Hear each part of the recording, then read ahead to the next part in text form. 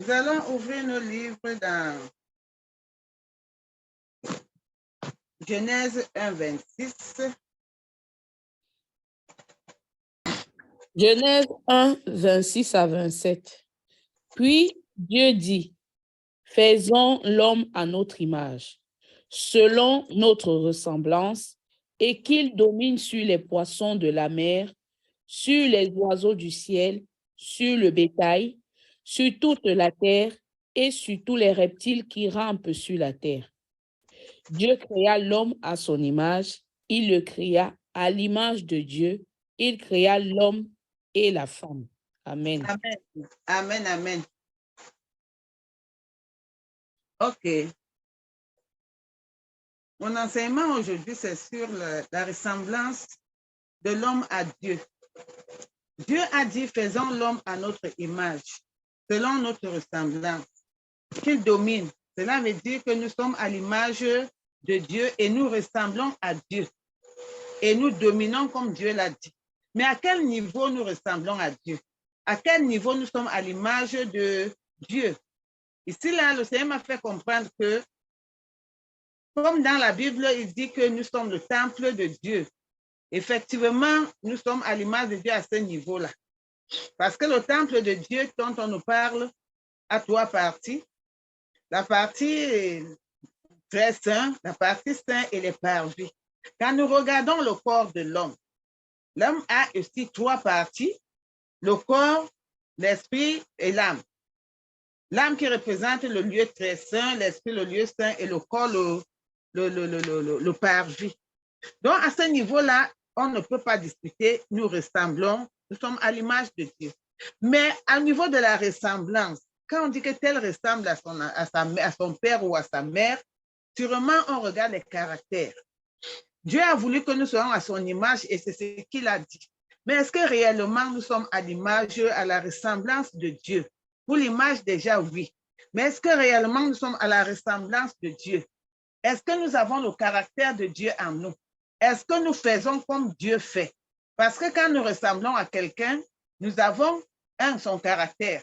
On dit que cet enfant ressemble à son père. Il marche comme son père. Il fait souvent des choses comme son père. Quand on le voit, on voit son père. Est-ce que c'est ce que nous, enfants de Dieu actuellement, on voit au travers de nous?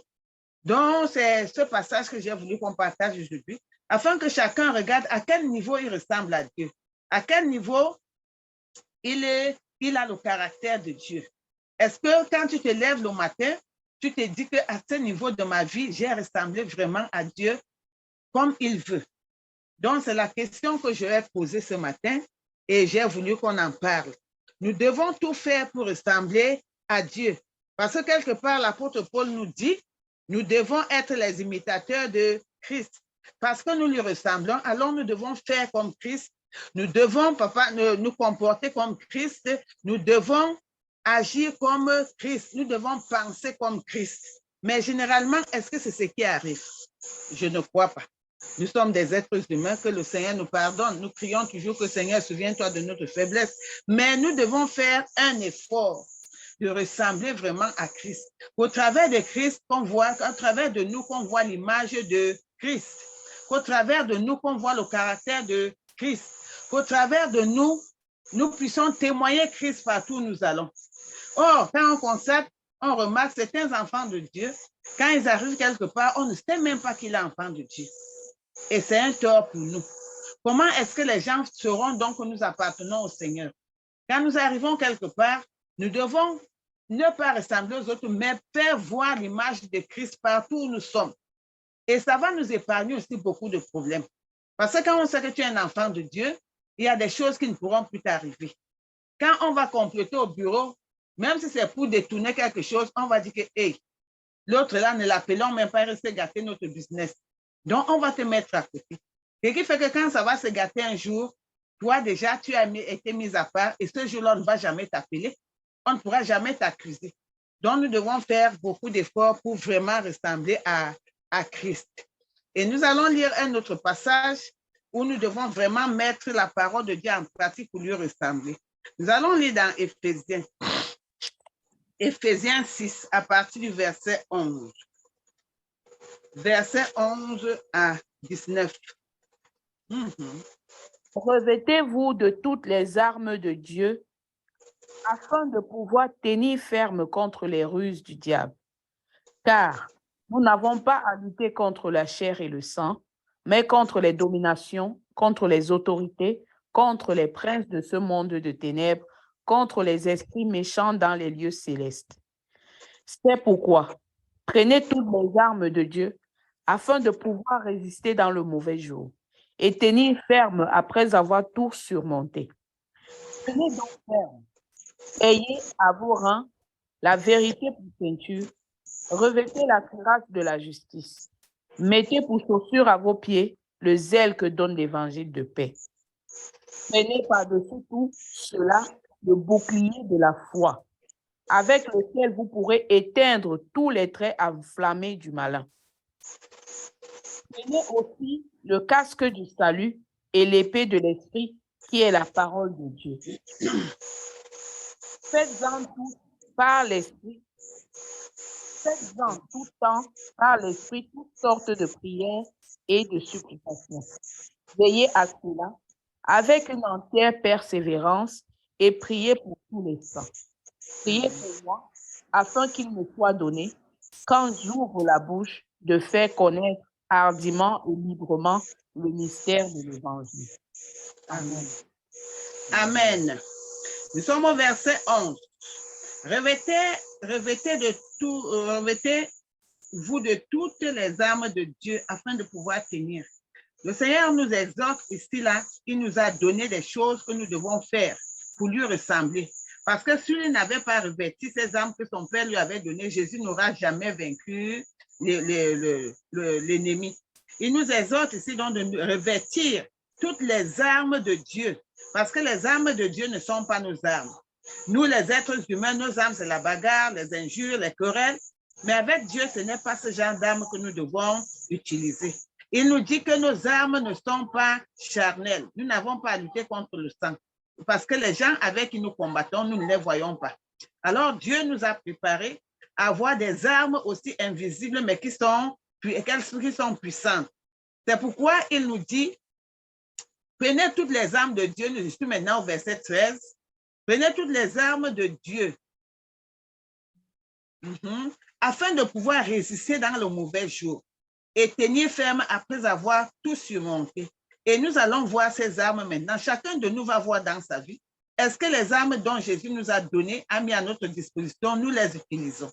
Parce que ce sont des choses que nous devons revêtir comme des habits. Il nous dit donc, tenez donc ferme, ayez à vos reins la vérité pour ceinture.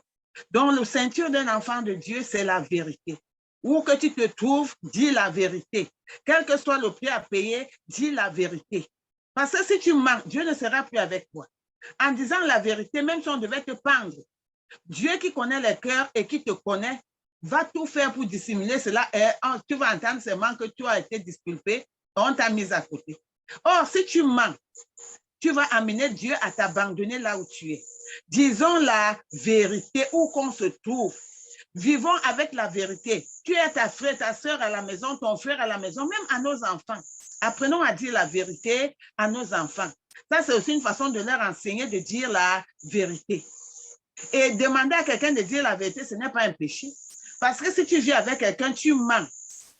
Ça fait très mal. Parce que quand tu mens, c'est comme si cette personne était bête. Tu penses que tu es trop sage, alors que la personne sait que tu mens. Et toi-même, tu es conscient que la personne sait que tu mens. Mais nous tenons à ça. Mais le Seigneur nous dit ce soir que notre ceinture soit la vérité. Quel que soit ce que tu portes, si c'est un caleçon, si c'est une culotte, si c'est un cabao, quel que soit ce que tu portes, que la vérité soit ta ceinture. Et c'est ça qui va te soutenir. La Bible dit que quoi? Afin de tenir ferme au jour mauvais. Quand tu ne dis pas la vérité, le diable profite, il va susciter des gens qui sont contre toi et tu seras frappé. Donc, apprenons à dire la vérité. Tu es avec ta soeur, tu vis une situation, ta soeur ne connaît même pas ce que tu vis, tu es là comme ça, tu ne parles pas. On voit seulement comment tu es. Tu ne dis rien. Après, tu vas dire que non, quand moi j'ai mes problèmes, on ne m'aide pas. Tu as dit à qui?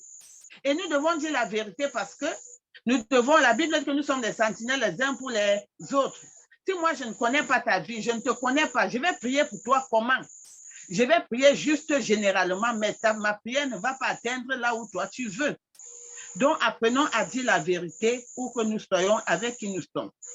À Dieu, disons la vérité. À nous-mêmes, disons la vérité. Ne nous trompons pas. Ne nous mentons pas parce que Dieu nous connaît. Donc, à partir d'aujourd'hui, vérifie ta ceinture chaque jour. Est-ce que j'ai ma ceinture sur moi? Est-ce que j'ai ma ceinture sur moi? Disons la vérité. Et il dit en avançant, il dit, revêtez la cuirasse de la justice. Rendons justice et pratiquons la justice, même au milieu de nos enfants. Ce n'est pas parce que c'est l'enfant de ta sœur que tu vas lui donner un tort alors que c'est lui qui avait raison. Là, tu ne pratiques pas la justice. Même à l'église, ce n'est pas parce que tel donne toujours beaucoup d'offrandes, tu vas dire qu'il a fait ceci. Non, on ne doit pas parler de cette histoire parce que c'est tel. Non. Rendons justice. Le Seigneur nous dit que la cuirasse pour nous, c'est la justice. Où qu'on se trouve, que sa parole nous condamne, qu'elle nous frappe, qu'elle nous fasse quoi que ce soit, rendons justice en tant qu'enfant de Dieu. Où qu'on se trouve, même si cette justice-là est contre nous, rendons justice. Parce que ici, là, la justice est comme la vérité. Si tu ne dis pas la vérité, si tu ne rends pas justice, moi, je ne sais vraiment pas ce que tu vas faire. Qu'est-ce que tu vas dire à Dieu? Après, tu iras demander pardon? Je ne sais pas. La grâce de Dieu, il accorde à qui il le veut. Et il continue en disant, mettez pour chaussures aux pieds le zèle que donne l'évangile de paix. Nous devons avoir l'évangile de Dieu dans nos cœurs. Nous devons connaître la parole de Dieu. Sinon, on va nous détourner. Il y a beaucoup de doctrines là-dehors. Si tu ne connais pas la parole de Dieu, on va te détourner. Si tu ne connais pas la parole de Dieu, on va te raconter des choses qui vont te perturber. Si Jésus ne connaissait pas la parole, quand le Satan l'a tenté dans le désert, qu'est-ce que Jésus lui donnait comme réponse? Il est écrit. Il est écrit. Il est écrit. S'il ne connaissait pas le il est écrit, le diable aurait eu le décis sur lui. Hein? Donc, apprenons à connaître la parole de Dieu. Où qu'on se trouve, quelqu'un viendra te dire. Je vous ai dit dernièrement que j'ai rencontré les enfants de Kakou Philippe. Ce qu'ils ont dit vraiment, c'était aberrant. Or, si tu ne connais pas la parole de Dieu, ils vont te tromper. Toi, tu vas croire que c'est ça qui est la vérité. Donc, pendant que nous sommes là, lisons la parole de Dieu pour mieux la connaître. Et nous devons aussi connaître la parole de Dieu parce que tu ne peux pas faire la prière sans la parole de Dieu. Tu vas prier quoi quand tu ne connais pas la parole de Dieu? C'est à partir de la parole de Dieu que nous donnons des prières à Dieu, que nous lui présentons nos supplications. Donc, c'est la parole de Dieu qui soutient nos prières. C'est pour cela qu'il est très important d'avoir le zèle que donne l'Évangile. Pendant que tu marches, même dans la voiture, tu médites la parole que tu as chez toi. Il y aura un moment où il n'y aura pas de Bible. Tu vas faire comment? Le peu que tu as dans ton cœur, tu médites, tu pries, tu médites, tu pries, tu médites, tu pries. Et au verset 16, il nous dit, prenez par-dessus tout cela le bouclier de la foi. Si un enfant de Dieu n'a pas la foi, c'est qu'il ne connaît pas encore là où il part. C'est-à-dire, nous devons croire à la parole de Dieu et croire en Dieu. Notre foi nous donne la force. Et la Bible dit que quoi, quand tout tombe, le juste vivra par la foi. Nous allons croire, nous allons continuer à croire que Dieu est capable de. Dieu est capable de, quel que soit ce que nos yeux voient, quel que soit ce que nos oreilles entendent, quel que soit ce que nous traversons, quel que soit le désert où nous sommes, la foi va nous donner la force de tenir. La foi va nous donner la force de continuer. Continuer à faire quoi? À aimer Dieu, à croire qu'il est capable de changer la situation, à aimer sa présence, à aimer sa parole. Donc, si tu n'as pas de foi, tu vas vite perdre les pédales et ce ne sera pas bien. Et il dit que c'est par la foi que nous allons éteindre tous les traits enflammés du malin. Si tu n'as pas de foi, le malin va t'avoir. Tu vas éteindre ces flèches enflammées. Comment? Donc, nous devons toujours faire confiance à Dieu, croire en sa parole, croire en sa capacité, croire en sa puissance, croire en sa grandeur, croire qu'il est le Dieu tout-puissant. Quel que soit. Regardons Daniel. Quand il était dans la fosse, s'il n'avait pas eu la foi que son Dieu est capable, les lions l'auraient dévoré. Ceux qui sont tombés dans la fosse, dans la fournaise, s'ils n'avaient pas eu foi en leur Dieu, que quel que soit ce que nos yeux voient, nous avons foi que notre Dieu va nous protéger. Et le Seigneur l'a fait. Et toutes ces choses-là, c'est pour nous amener à comprendre que Nous allons traverser des moments difficiles. Nous allons traverser des endroits difficiles. Nous allons vivre avec des gens difficiles.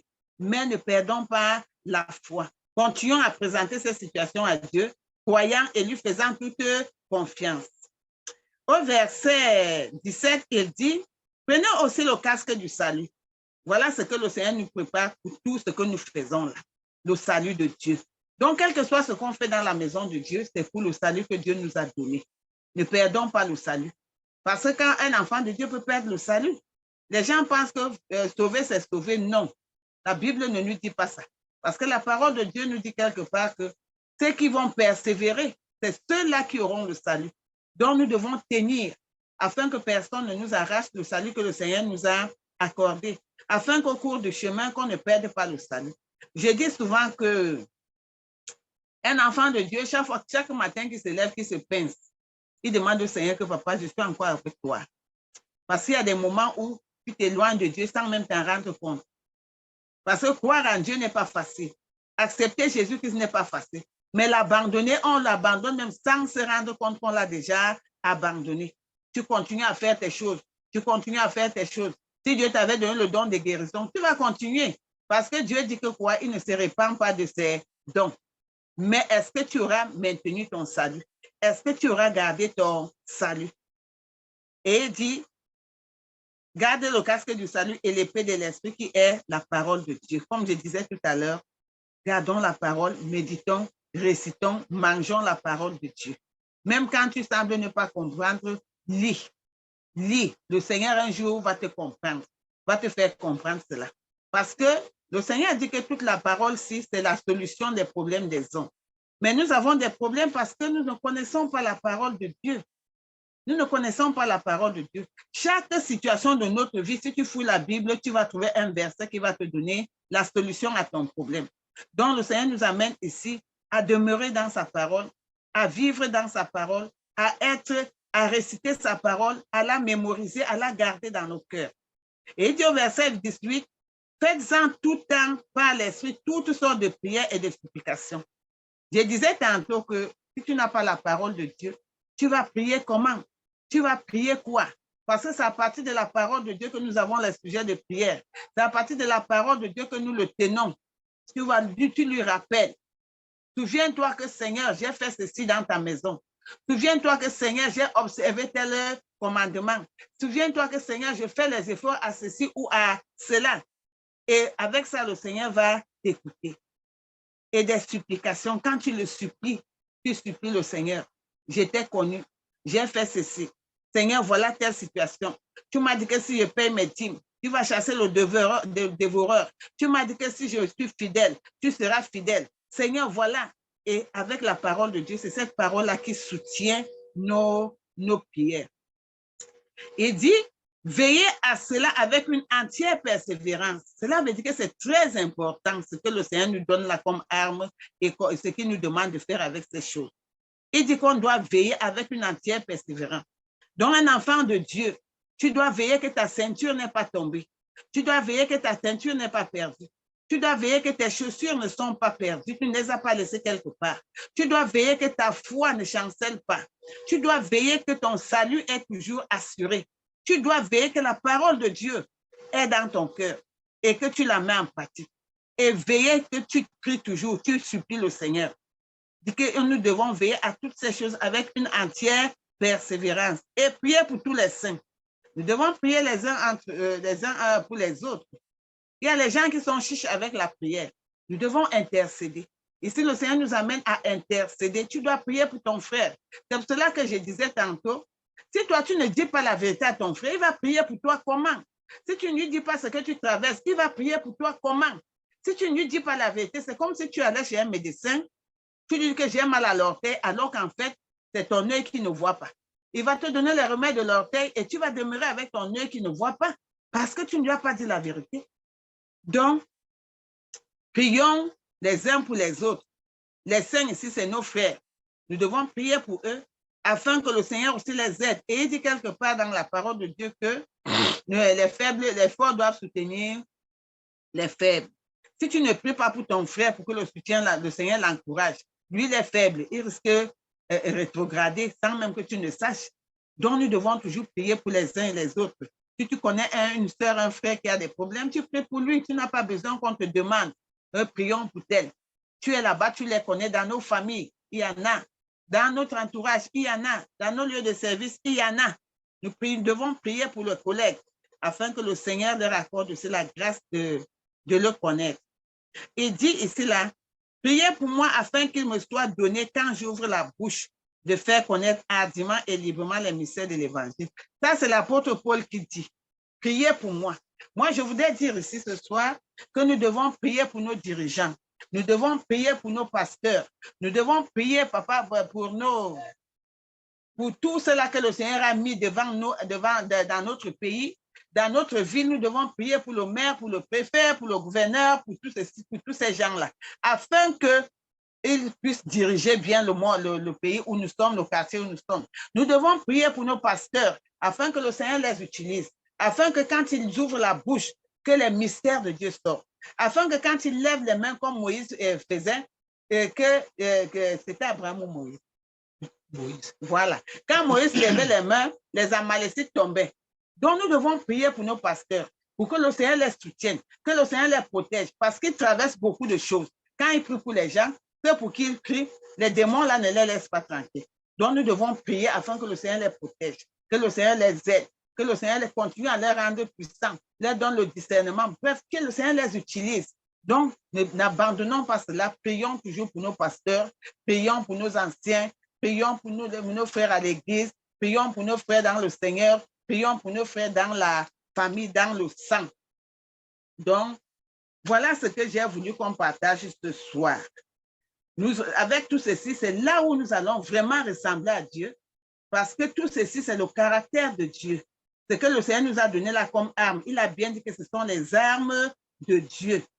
Donc, il a voulu qu'on lui ressemble à ce niveau-là. Mais toi, nous maintenant, est-ce que dans ta vie, tu connais un point de ta vie où tu ressembles à Jésus? En tant qu'enfant de Dieu, qu'est-ce que tu fais pour ressembler à Jésus? Jésus est fidèle. Est-ce que tu es fidèle? Jésus est amour. Est-ce que vraiment tu présentes de l'amour à ceux qui sont avec toi? Jésus est bon. Ce sont les questions que nous devons nous poser chaque matin. Hein? Chaque matin, tu te dis qu'aujourd'hui, je dois faire une bonne œuvre parce que c'est ça que Jésus faisait. Je voudrais ressembler à Jésus. Je dois prier pour que ma foi tienne. Je dois faire ceci. Je dois donner. Dieu donnait. Est-ce que dans ta vie, tu donnes? Tu ressembles à Jésus en quoi? Dieu est amour. Est-ce que dans ta vie, tu donnes de l'amour à ceux qui sont avec toi? Dieu est un Dieu de paix.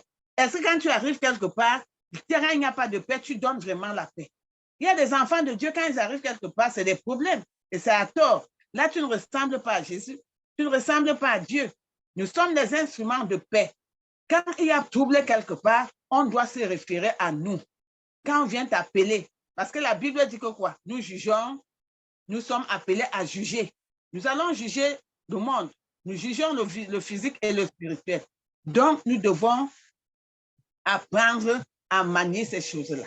La paix de Dieu. Nous devons être les enfants de Dieu, les enfants de joie. Tu vois un enfant de Dieu qui est triste, la face attachée. Qu'est-ce qui t'arrive? Dieu donne la joie. Tu ressembles donc Dieu en quoi? À Jésus en quoi? Hein? Tu dois donner la joie que Dieu t'a donnée. Parce que quand tu rencontres le Seigneur, il te remplit. La première des choses, c'est que tu as une joie dans le cœur. Et tu dois partager cette joie-là. Mais tu vois un enfant de Dieu qui est toujours la face attachée. Tu es fâché contre qui? Tu as quel problème? Non, ça va. Est-ce que oui, ça va? Donc, il ne veut même pas que tu essaies de comprendre sa situation. Ça, ce n'est pas la vie que Dieu nous demande de pratiquer. Nous ressemblons à Dieu dans quel domaine dans notre vie? Est-ce que tu es un enfant de paix? Est-ce que tu es un enfant de joie? Est-ce que tu es un instrument de paix ou de joie ou bien tu es un instrument de division? Donc, chacun de nous doit se poser cette question-là. Dieu nous attend à ce que nous soyons des exemples à l'image de Dieu. Quand nous passons, je disais tantôt, qu'on voit l'image de Jésus en nous.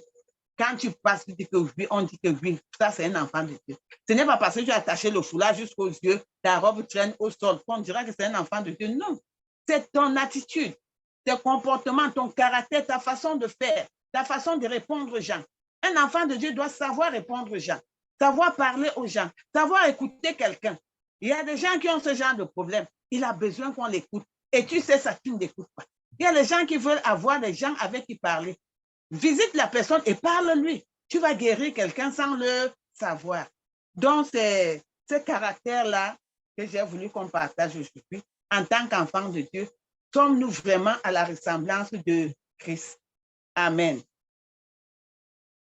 Amen. Amen, amen. Amen, amen, amen, alléluia. Amen, amen. Éternel notre Dieu, nous te rendons grâce, te bénissons encore ce soir pour la parole que tu as permis que nous puissions encore écouter, Seigneur. Qu'elle ne soit pas seulement écoutée, mais que nous restions au Éternel et que nous nous posions, Seigneur, ces questions si nous sommes vraiment, nous te ressemblons au Éternel notre Dieu. Père, je te rends grâce et je te bénis, Seigneur, pour ce merveilleux message, Seigneur, parce que ton message, Seigneur, ne vient pas seulement pour embellir, Seigneur, nos oreilles, non, mais elle vient pour que nous puissions changer, pour que nous puissions être des personnes meilleures, pour que nous puissions, Seigneur, te ressembler, pour que nous puissions, oh Éternel, notre Dieu, être comme toi, être comme des disciples, que lorsque partout il part,